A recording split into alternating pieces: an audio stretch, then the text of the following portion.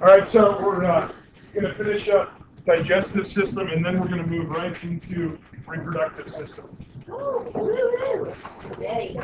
Bring it on. And that's our office. It's getting so weird in here. Would you rather have people make it like really awkward? It is awkward. You're making it awkward. Yeah, ooh, all right, reproductive system. Okay, so nutrients have to be transported across the cell membrane to enter into the submucosa of the digestive system to be picked up by the bloodstream. Am I speaking to anybody today? Are we good? Back in like this general area here. Okay, so nutrients, once they are prepared through digestion, they have to be absorbed into the bloodstream. We've talked through protein and we've talked through carbohydrates. Now we're going to talk through lipids. Lipids are actually a little bit different than amino acids and carbohydrates. We can get amino acids and carbohydrates pretty small in size. Lipids, there's no such thing as a polylipid. Lipids are not a polymer. Lipids are a monomer, and they're still really, really big. So lipid absorption is actually not going to occur through the cell membrane into bloodstream, but actually into the lymphatic system, because the blind-ended capillaries of the lymphatic system are quite a bit more open and allows larger molecules to enter in, and then the lipids will circulate up to subclavian vein to be deposited into the bloodstream. But lipids also have a little bit of a problem here as well, because lipids are lipophilic, which means they're hydrophobic, and they don't play well with watery-based environments such as the inside of the cell, the bloodstream. So we have to prepare the lipid as it comes in your diet. We have to prepare that globular fat into something that actually can be digested. So you'll remember that one of our support digestive organs is the gallbladder. The liver produces bile, and then it gets sent into the gallbladder where it gets concentrated and stored up. And then when you eat a fatty meal, hamburger, something along those lines, the bile is going to be released from the gallbladder through the common bile duct into the duodenum. And that bile and the salts that are present, they emulsify the lipids. That word right there basically means prepares it so that it can be interacting, or so that it can be absorbed into water or dissolved into water, interact well with water.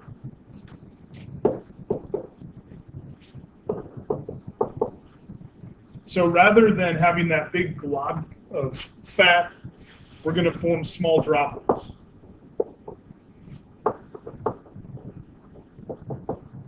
And as we form those small droplets, they can a little bit better make it into solution. So if we don't emulsify, this would be like laying oil over water, and you'll get your two distinct layers of oil on top and water below. But if you emulsify, put in some sort of material that will help to emulsify the lipids, you'll lose that layer. You'll still see small droplets in your solution, but it will better incorporate into that solution. So those little droplets that we form after emulsification, these are going to be called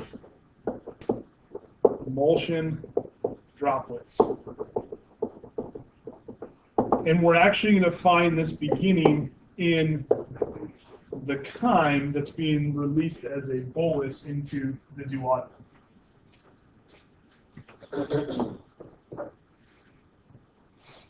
Now, the emulsion droplets, which is what you can see here, interacting with those bile salts so we get smaller packets of lipids, these are still relatively large. We will next mix in some pancreatic and intestinal lipases.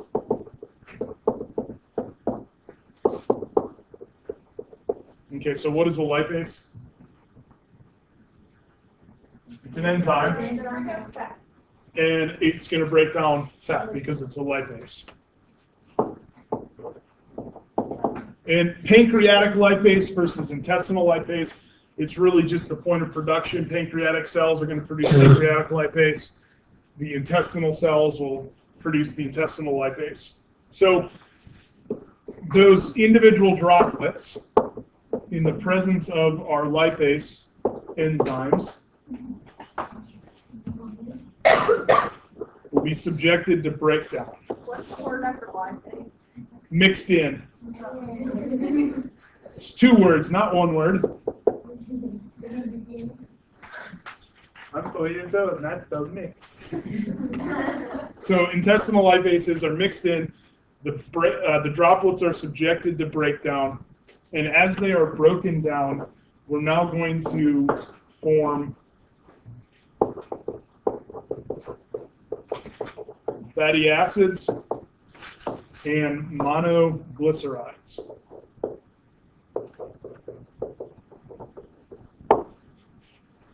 So fatty acids and monoglycerides. So here's where our lipases come in, mixing in those with those emulsion droplets, and we now have fatty acids, monoglycerides. The bile salts release. And we end up with a pool of nonpolar molecules. Okay, so a pool of nonpolar molecules. Now, water is polar, right? We end up with the electrons being pulled towards the oxygen. So this side of the molecule is negative, this side of the molecule is more positive. If it's nonpolar, it doesn't interact well with polar molecules. So even though we decrease total size by getting us down to the fatty acids, monoglycerides, we're still a nonpolar molecule. And so we're still not going to totally interact well with a polar molecule like water, which we're dealing with a watery environment. So we got to adjust for that as well. And what's going to occur here is our nonpolar molecules are going to begin to associate with polar molecules. Bile salts, again, are going to re-enter the equation here after we form our monoglycerides. Those bile salts are going to make these nonpolar molecules, by association, polar. There's also a polar molecule called lecithin that's going to help out with this process of taking our nonpolar fats, fatty acid and monoglycerides, and converting them into more of a polar molecule. Now, once they form more of a polar molecule, we form a structure called a micelle.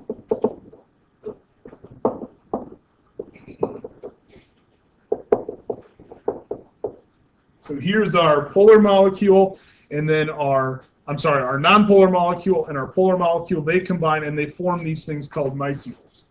M-I-C-E-L-L-E-S. And the micelle is going to be a small packet rather than a big droplet, and it's going to exist polar outside.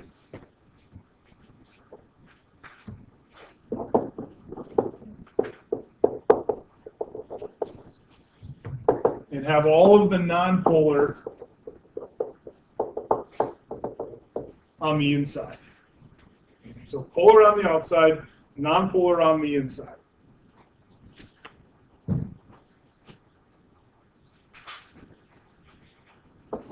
Now, by creating the micelles, this allows effective and efficient passage into the epithelial cells of the small intestine. So a micelle, a fat droplet's not really going to be able to make its way towards the epithelial cell to cross into the cell itself. We make it this polar, nonpolar structure called a micelle, and we can actually bring it through the liquid solution, the watery-based solution, to the cell membrane. Now, in all reality, I don't really need the the fat molecule to be processed in any sort of way to make it into the cell membrane because I'm going through lipids, and we know that lysosol likes. So before that micelle is transported into the cell, we lose the bile salts. We're just making it possible for those fat droplets and the fat molecules, the lipids, to be transported to the cell membrane. Once we get to the cell membrane, we're going to pass right through. We're transporting it to the cell membrane to pass it through into the cell.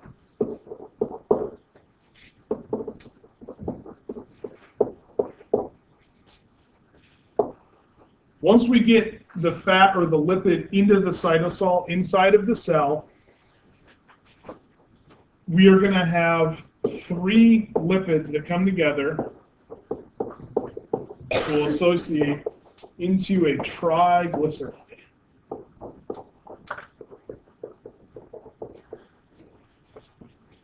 So we're going to create triglycerides from these individual lipids that are being transported into the cell. So this is happening in the cytosol. Now we're still going to continue to protect. We got to still maintain that these cells they're now inside the cell aqueous environment. So we got to make sure that they're going to be polar. They can't be nonpolar, then they won't interact well with the water.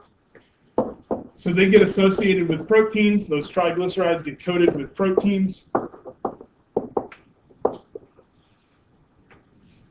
And by coating them with the proteins, associating with proteins, the hydrophobic becomes water soluble.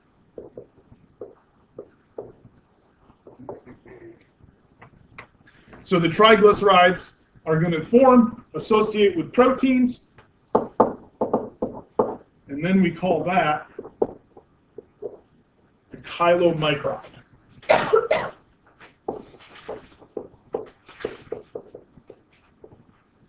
So we have to form these chylomicrons. This is going to allow transport through the cell, through that aqueous environment of the cytosol.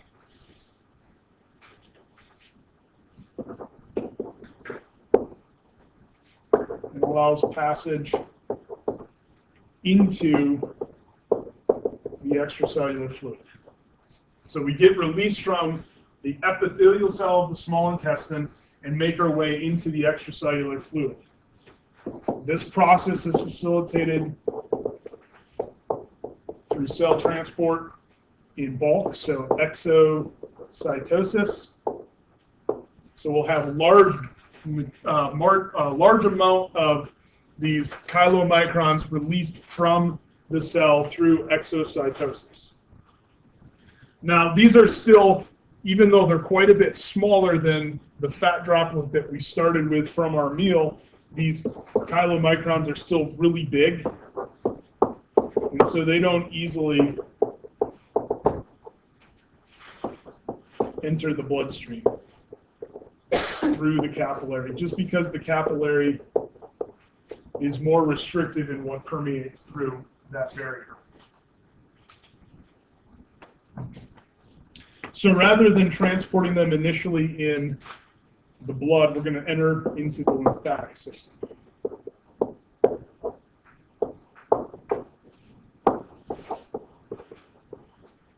Lymphatic capillaries are a lot looser, a lot more open. In fact, the epithelial cells that make up the lymphatic system, they actually sort of have flap-like structures. So the individual cells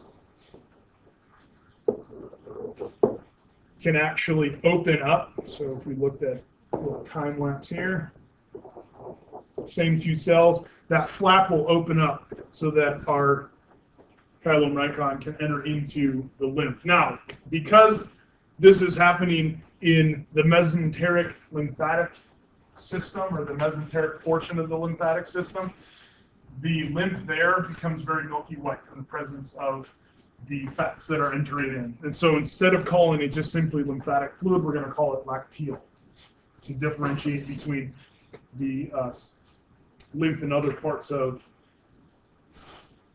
the lymphatic system. Okay, and then eventually makes its way back up to the subclavian vein, where we'll have this packet of chylomicrons, the triglycerides that can enter the bloodstream and can begin to circulate.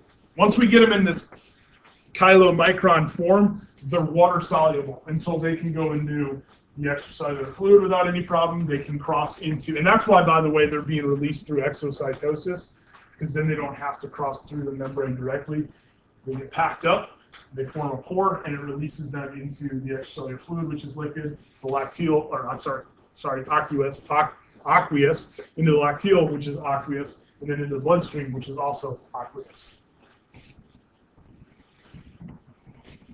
One final last nutrient,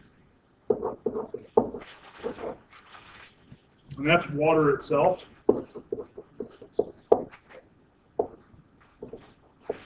And water is going to be absorbed through osmosis. So in all reality, we don't need aquaporin. We have a huge surface area because of the microvilli and the villi that are exhibited in the ileum and the jejunum of the small intestine. And so the water will just, there's enough surface area for water to make its way through that we can pull most of the water out. We also pull some water out in the large intestine, just kind of finish up that water movement. So osmosis into the osmosized, I don't think that's a real word, but it sounds pretty awesome. So we osmosize the water into the extracellular fluid where it gets picked up by the bloodstream to rehydrate the blood. Are there any questions?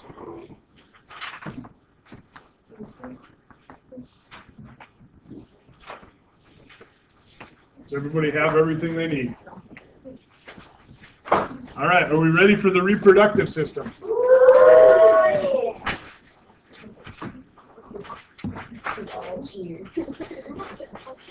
I guess everybody in here is a little perverted. So if you want to call this something, you can just simply refer to it as the reproductive system. But before we get into the anatomy and physiology of the reproductive system, I'm going to start with a question.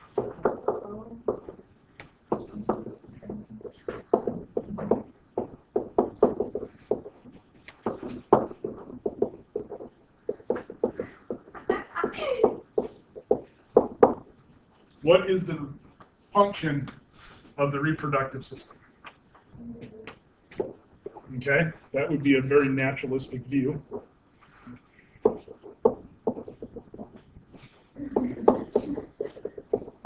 In all reality, there are two competing views on what the purpose is. We're going to start out with an evolutionary view.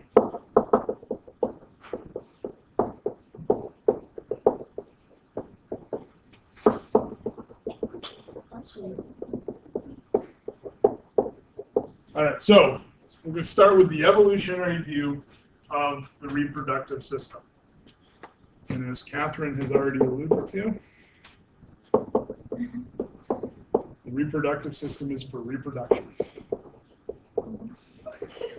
And that is the only purpose.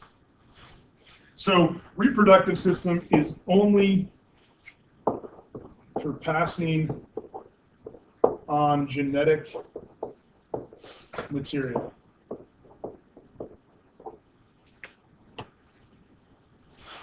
So only to pass on genetic material to offspring.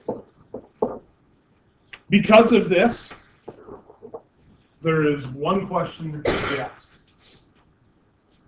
And that question is to reproduce or not to reproduce. So should I reproduce? And the answers are either yes or no.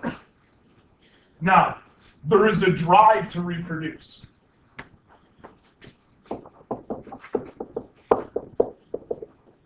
And all of these other functions that are wrapped up in the drive to reproduce are going to suffice that drive.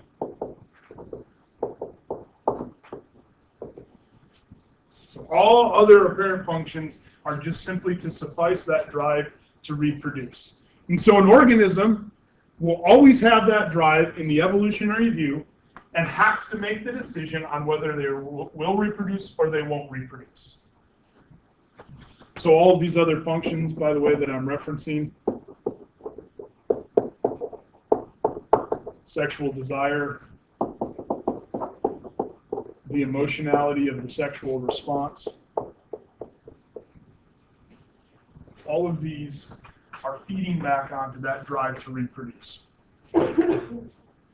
So when we begin to evaluate the male and female reproductive system, in this evolutionary view, the male is simply there to father the child. And what that means is male is there to provide sperm, to provide one half of the genetic material.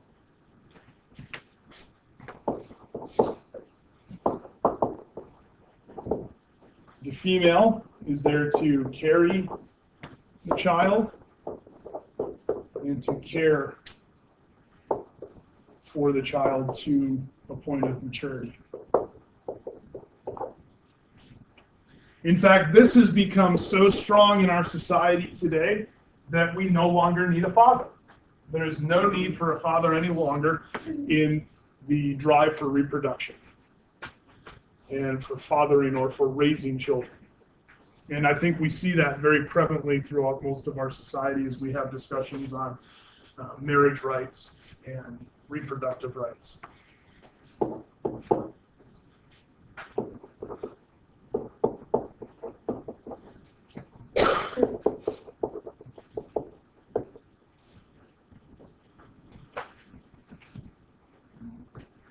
Reproduction is for the strength of the species. And what that means is that, and the human population is included in this, the evolutionary view is that only the strong should reproduce.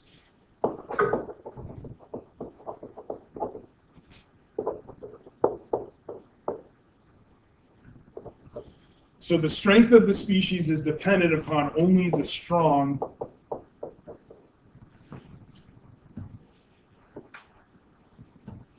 reproducing.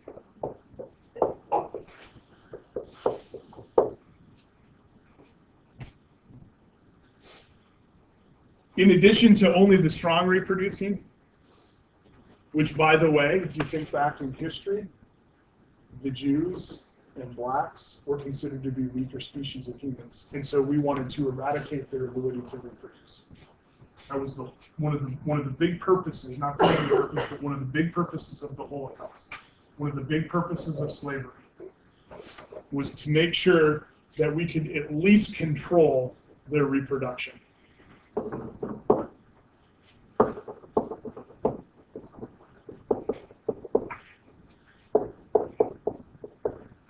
This also means that if we're trying to maintain the strength of the species, that reproduction should only occur when the environment is adequate.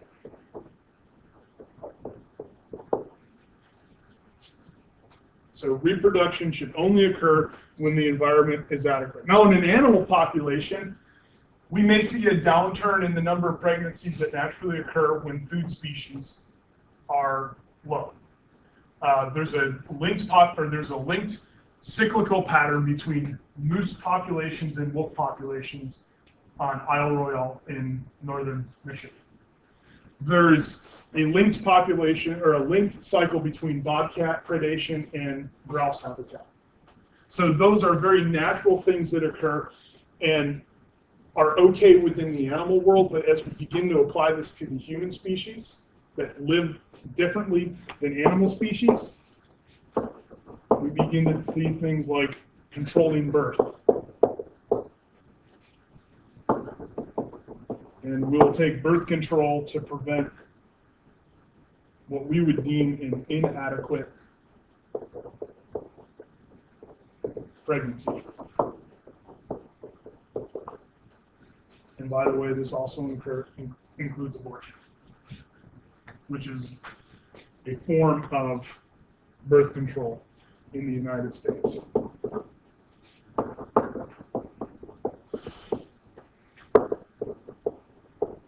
So we can make it very conducive for abortion to be legal in this country because this is a control mechanism when other forms of birth control outside of abortion don't work. And this protects, in an evolutionary view, the species from having offspring when it's environmentally not conducive. And I will certainly submit to you today that this view leads to things like racial cleansing.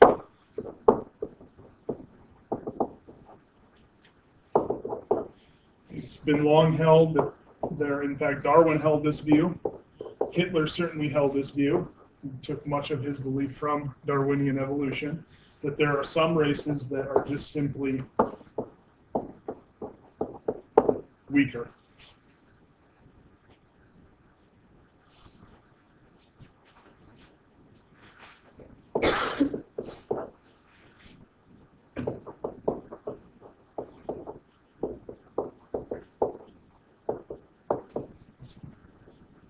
So allowed reproduction is just simply a genetic directive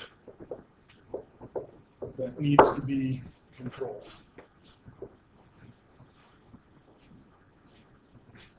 So I paint a pretty sad picture, don't I? And I think we see it playing out right before our eyes. We see it playing out all over the world right now. There are civil wars that are based off of who should own land and who should have rights to families and who should have rights to resources.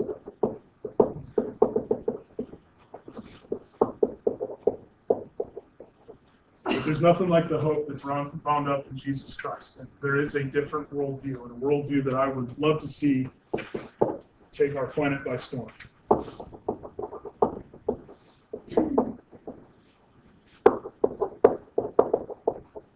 Okay, so in one word, the Christian worldview of the reproductive system is complex.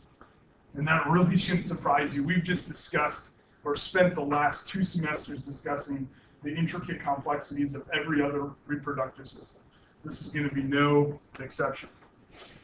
Wrapped up in this complexity that's inherent because of the Creator, we can see a multifunctional system. A system that has many purposes. And again, what other physiological system only has a single purpose? The integumentary system is there as a component of the immune system. It's also there as a component of growth for hair and nails and the epidermis. Many of our systems are multifunctional. This is not a surprise.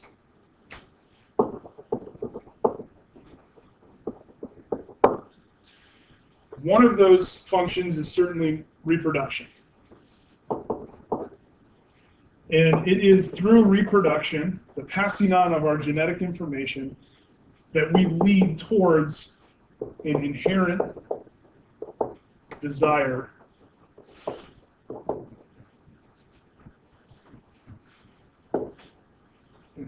an inherent desire of parenthood.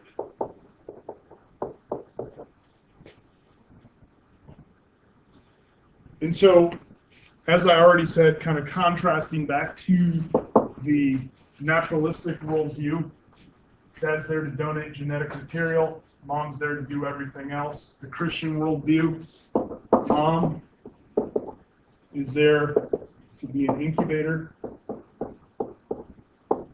and a protector, to be a mother. And that's not just an incubator and a protector for 9 months. It's an incubator and protector until maturity.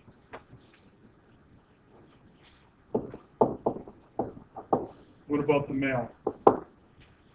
Obviously, he's there to father and to produce or to give half of the genetic material. But it's so much more. Dad's there to be a role model. And dad's there to be a protector and a provider. And so rather than this being a trivial He just lives here with us. This becomes central to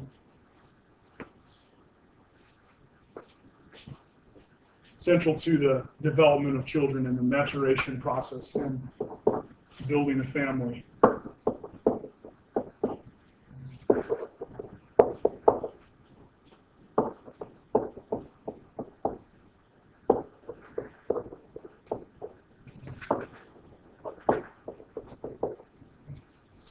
There's certainly also sexual desire between a husband and a wife. And this is actually one of the few commands that you are given as a husband and a wife. You are commanded to have a sexual relationship with your spouse. You are commanded that if you are in a disagreement with each other, that you should separate only for a small amount of time and you come back together unless you are tempted outside of your relationship. So this is not just simply about feeding back onto the desire for the need for reproduction. This is so much more. It helps to knit you together and to tighten your physical and your spiritual bond.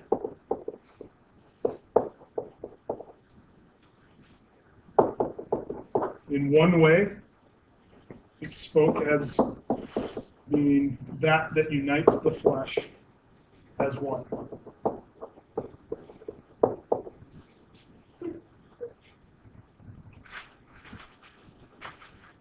And so if we unite the flesh as one, that means that the disunion of that flesh is opposed.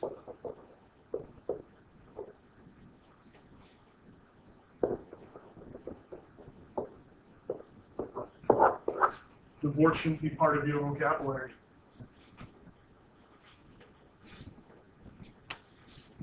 All of this that we've just hit on here is going to be separate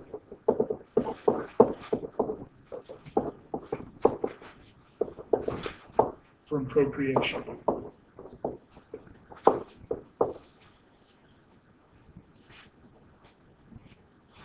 So, in other words, the reproductive system is not just for having children, it's for filling this need, this inherent built-in need for closeness to one other individual on this planet.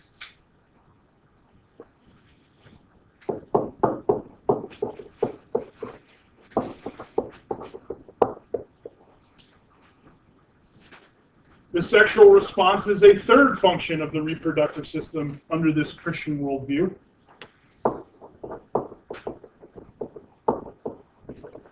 And it exists for just pure enjoyment, for pleasure, and then most importantly, the sexual response between a married man and a married woman. God says that that's praiseworthy. He says that this is a spiritual form of worship.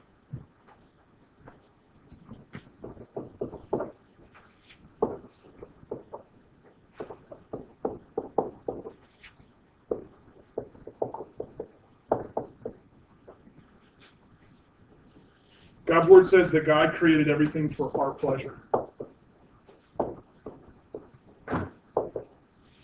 That's going to include sex. The other thing that God did, that's even more cool, is God created us for His pleasure. The God that I serve is a God of joy, is a God of pleasure, is a God worthy of praise. Because we are here for His pleasure. This too, the sexual response here, is also going to be separate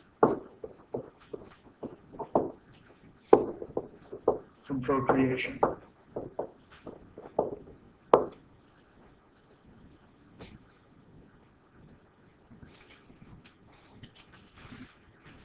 So if I can sum up the evolutionary view of the reproductive system in just a few words, the reproductive system is just a biological system. Anything else that appears to come along with that just feeds back into that biological system, optimizing reproductive success. But if I were to summarize the reproductive system from a Christian worldview.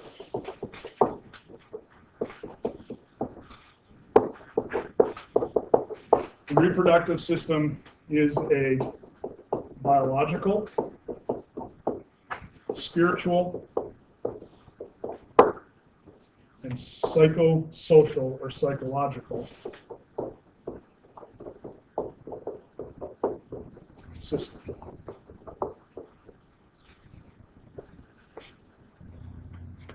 Now, this is somewhat hard to detail with our finite brains. How can we really understand completely the mysteries of everything that God's created? How can we understand the spiritual realm? I mean, it takes faith, and it's through faith. But we can understand this, and we can understand this using modern science. And so that's what we're going to focus on. We're going to focus on, for the rest of the remaining lectures, we're going to discuss the biology of the reproductive system. How does the reproductive system actually work? And just to kind of give you a little foreshadowing here, the biology of the reproductive system is all about increasing the probability of an improbable event. It's impossible for fertilization to occur, yet it's happened probably 9 billion times over the course of human history. But it's impossible. So how does it become in the realm of possibility?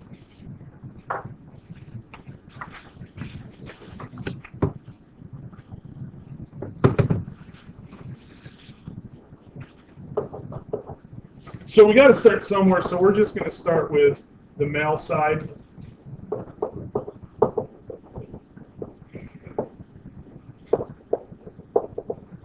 And we're going to start out with male reproductive anatomy.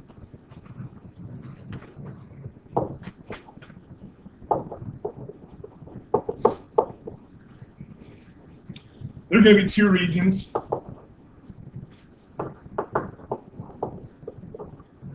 We'll have the external genitalia,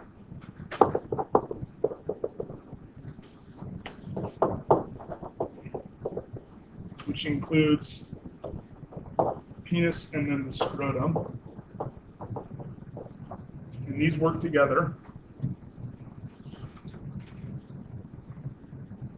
to help facilitate the production, the survival, and the delivery of the male sexual gamete, which is the sperm cell. 23 chromosome containing, in humans, 23 chromosome containing cell that will reunite with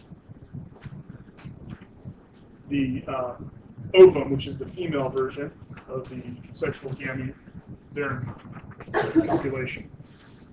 So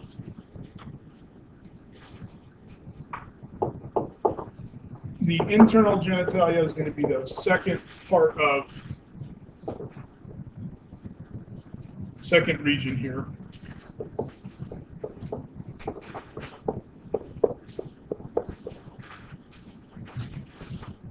This is cross section, so you also have to include external genitalia here as well.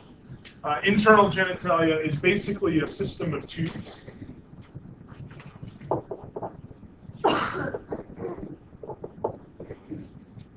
The testes are going to be the site of spermatogenesis, which is the production of sperm cells. We also have on the testes, we also have this. It's coiled tubing, and it's called the epididymis. This is going to be additional spermatogenesis occurring in the epididymis, but also a first point of storage.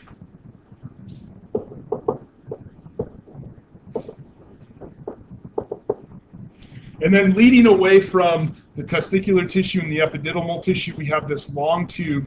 It's called the ductus deferens or the vas deferens.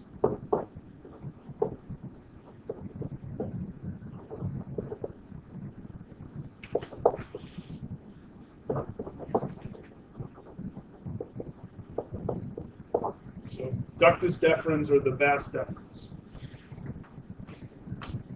Can we pull some shades there? A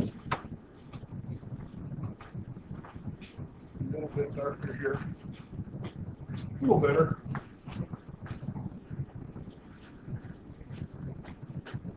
So the ductus deferens leads through, this is bladder here, the urinary bladder here. You can see we've excised or we've cut the pubis bone of the pelvis. So the pubic bone has been cut, and then this wraps around. And there's a bunch of stuff going on here. This is, we've taken a cross section through here, so you no longer can see the tube proper. You see the lumen of the tube.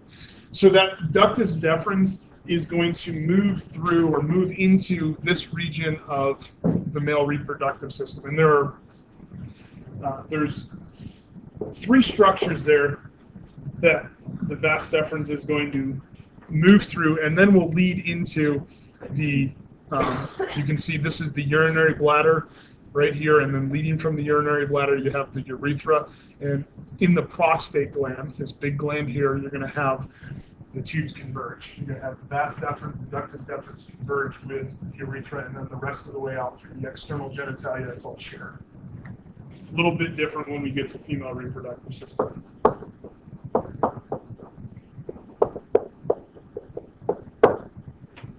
We have the seminal vesicle, which is basically at the tail end of the ductus deferens, and then we lead into the prostate gland.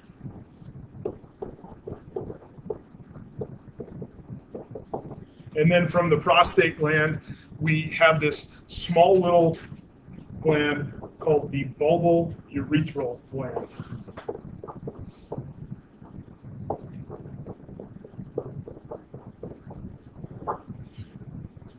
And then from there, we lead through the urethra, through the external genitalia, leaving the bottom.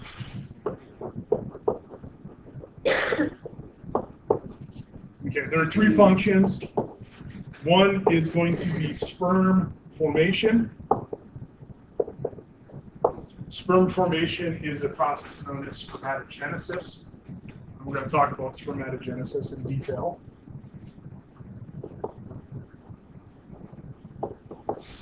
We also have transport of sperm in a solution called semen. And then lastly, the male reproductive system is responsible for emission of those sperm cells on the way to fertilization of the female ovum.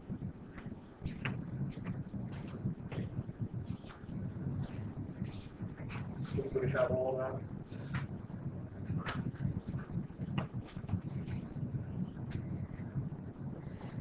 So, sperm survival is of the utmost importance. And if we can create sperm in high volume, a high number of sperm that are vital and viable, then we're going to increase the probability for successful fertilization. Temperature, body temperature, or temperature in general is one of the biggest issues for sperm survival. Too high of a temperature and sperm will die, or too low of a temperature and sperm will die. So there's a homeostatic set point that we have to maintain. Most of temperature regulation comes from the function of the scrotum.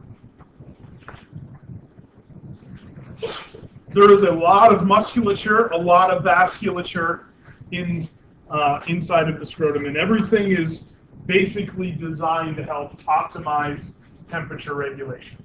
And so we don't just have a single system for temperature regulation, we have several systems that help to regulate temperature. So the scrotum itself is a pouch made up of skin on the outside, muscles, and connective tissue within. So the pouch has a layer of skin and then a layer of muscle and connective tissue. And it holds onto 2 testicles. There is a medial, so a centerline extension, which we're going to call a septum.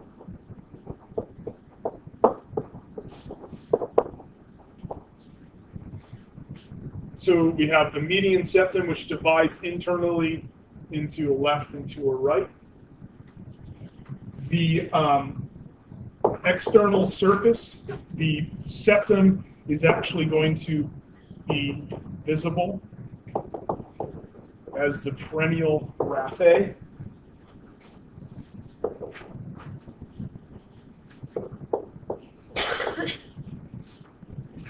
So here is the raphe of the scrotum, the perennial raphe, and it's just going to be a indication that the septum is present. So that's the outer location of the septum.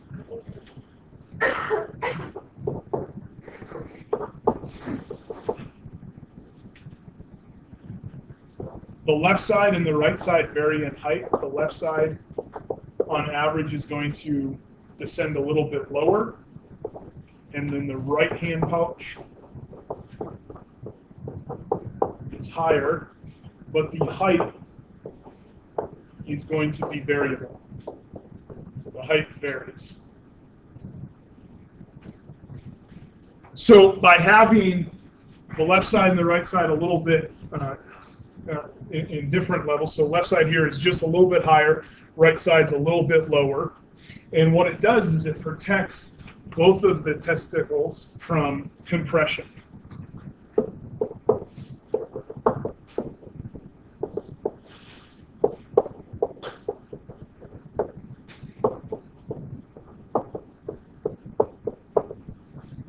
So if they were right side by side, they would press against each other, and that wouldn't be conducive for the survival of the tissue.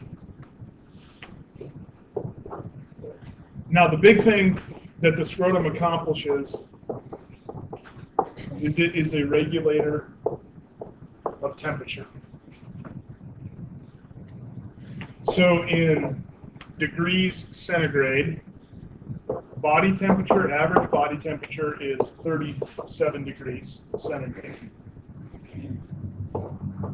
The optimal temperature for sperm survival and production, the optimal sperm temperature is going to be 35 degrees centigrade. Now you might think, oh, it's only 2 degrees, not really that big of a deal. 2 degrees isn't a huge deal. We're talking about infertile versus fertile. So we have to regulate this temperature of 35 degrees and make sure that we don't go above 35 degrees and we don't go below 35 degrees. And we can maintain testicular temperature right around 35 degrees so we can optimize and maximize sperm production. We're out of time. Just when it was getting good. So we'll pick up with the regulation of temperature on Wednesday.